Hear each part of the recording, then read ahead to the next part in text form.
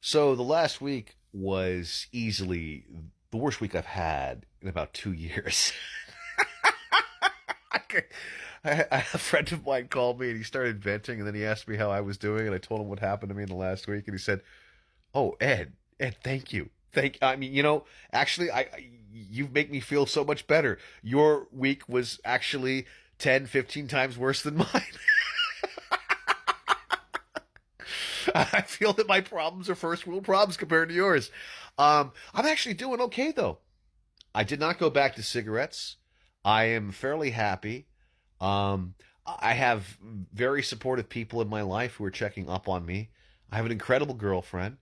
Uh, you know, uh, the people who have gone after me don't have anything like this, it seems. They need some enemy to rail at, and apparently it's me, even though I didn't even fucking do anything. Honestly, all I did was make some satirical posts that didn't land, and then people have just been fucking obsessed with me.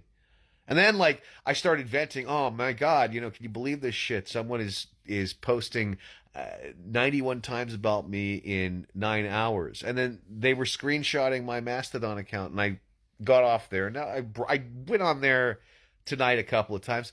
One of the reasons I went to TikTok is because, well, it's always fun to perform. It gives me a lot of joy, and I know it gives you guys a lot of joy. It's fun to be theatrical.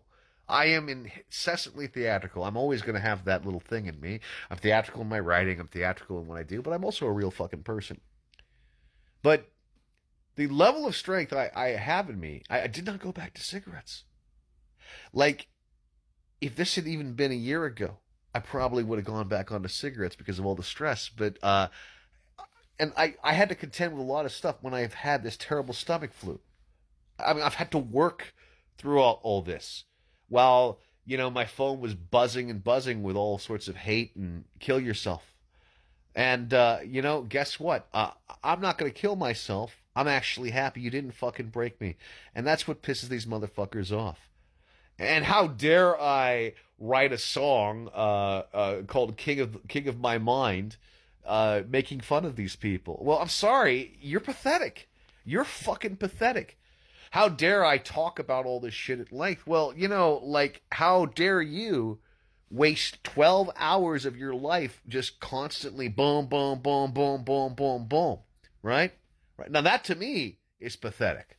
You know, I was going to do a lot of writing this week. I didn't, but I'll get back to it as soon as I deal with all of the shit on my plate. And that is the thing. I think people ultimately detect people who have their shit together, and they resent that. And I think I have my shit together pretty well for everything I have gone through and for everything I continue to deal with. You're not going to fucking shut me up. You're not going to stop me. And I'm going to live as long as I fucking can just to out what it'll be fun when these motherfuckers get heart disease and cancer, and then they'll start dropping dead. These fucking bastards who are not only poisoning their minds but they're poisoning their fucking bodies, right? I'm sorry. The only thing you can do is laugh, right? You have to keep the joy alive. You can't let the haters get inside your fucking head. But I do have the right to vent about it. And if I have to make long ass fucking YouTubes or TikToks, so be it. I don't fucking care about views. I just care about living my fucking life. And I'm going to get back to it. And I am getting back to it.